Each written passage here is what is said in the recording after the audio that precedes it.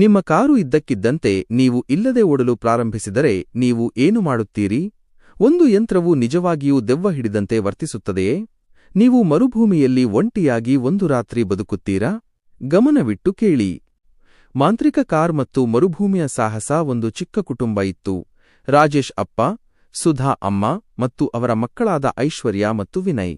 ಅವರು ಒಂದು ಸಣ್ಣ ಪ್ರವಾಸಕ್ಕೆ ಹೋಗಿದ್ದರು. ಅವರ ಬಳಿ ಒಂದು ಹೊಚ್ಚ ಎಲೆಕ್ಟ್ರಿಕ್ ಕಾರ್ ಇತ್ತು. ಕಾರ್ ತುಂಬಾ ಸುಂದರವಾಗಿತ್ತು, ಆದರೆ ಸ್ವಲ್ಪ ಹೆಚ್ಚು ಬುದ್ಧಿವಂತವಾಗಿತ್ತು. ಪ್ರವಾಸ ಮುಗಿದು ಅವರು ಮನೆಗೆ ವಾಪಸ್ಸು ಬರುತ್ತಿದ್ದರು. ಮೊದಲು ದಾರಿಯಲ್ಲಿ ಹಸಿರು ಕಾಡು ಇತ್ತು. ಅಲ್ಲಿ ಪಕ್ಷಿಗಳು ಹಾಡುತ್ತಿದ್ದವು. ನಂತರ ಕಾಡು ಮುಗಿದು ಬರೀ ಮರಳು ಮತ್ತು ಮರಳು ಇರುವ ದೊಡ್ಡ ಮರುಭೂಮಿ ಪ್ರಾರಂಭವಾಯಿತು. ಅಲ್ಲೇ ವಿಚಿತ್ರವಾಯಿತು. ಸಡನ್ನಾಗಿ ಎಲೆಕ್ಟ್ರಿಕ್ ಕಾರ್ ಕಟ್ ಎಂದು ನಿಂತುಹೋಯಿತು. ರಾಜೇಶ್ ಮತ್ತು ಎಲ್ಲರೂ ಏನೂ ಆಗಿದೆ ಎಂದು ನೋಡಲು ಹೊರಗೆ ಇಳಿದರು. ತಕ್ಷಣ ಕಾರಿನ ಒಳಗಿನ ಲೈಟ್ಗಳು ಫಳಫಳ ಎಂದು ಮಿನುಗಿದವು.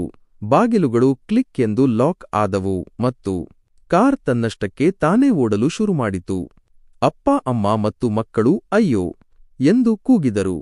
ಅವರ ಕಾರ್ ಅವರನ್ನು ಅಲ್ಲೇ ಬಿಟ್ಟು ಮರುಭೂಮಿಯಲ್ಲಿ ವೇಗವಾಗಿ ಹೊರಟುಹೋಯಿತು. ನೋಡಿ, ಅದು ದೆವ್ವ ಹಿಡಿದ ಕಾರಿನ ಹಾಗೆ ಓಡುತ್ತಿದೆ ಎಂದು ಸುಧಾ ಅಮ್ಮ ಹೇಳಿದರು.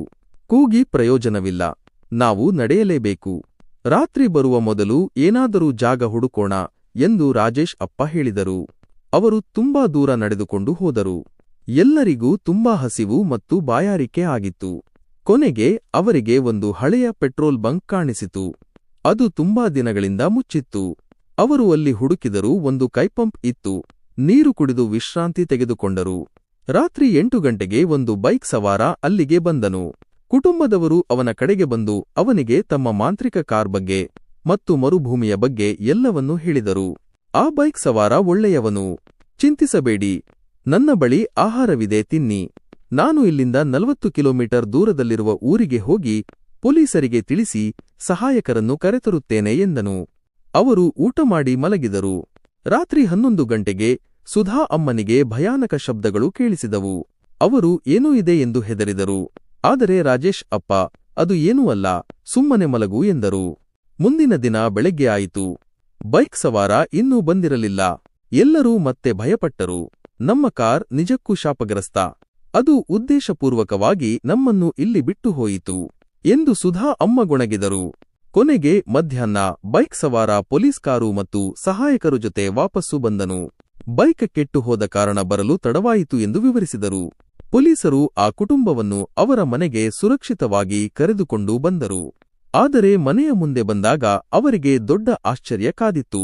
ಅವರ ಎಲೆಕ್ಟ್ರಿಕ್ ಕಾರ್ ಅವರ ಮನೆಯ ಮುಂದೆ ನಿಂತಿತ್ತು.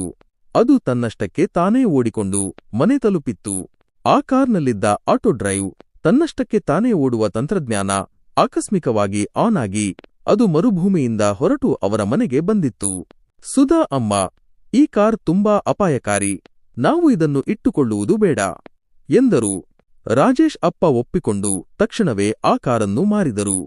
ಅಂದಿನಿಂದ ಆ ಕುಟುಂಬವು ಮತ್ತೆಂದೂ ಅತಿ ಬುದ್ಧಿವಂತ ಎಲೆಕ್ಟ್ರಿಕ್ ಕಾರುಗಳನ್ನು ನಂಬಲಿಲ್ಲ. ಈ ವಿಡಿಯೋ ನಿಮಗೆ ಇಷ್ಟವಾಗಿದ್ದರೆ ಸಬ್ಸ್ಕ್ರೈಬ್ ಮಾಡಿ.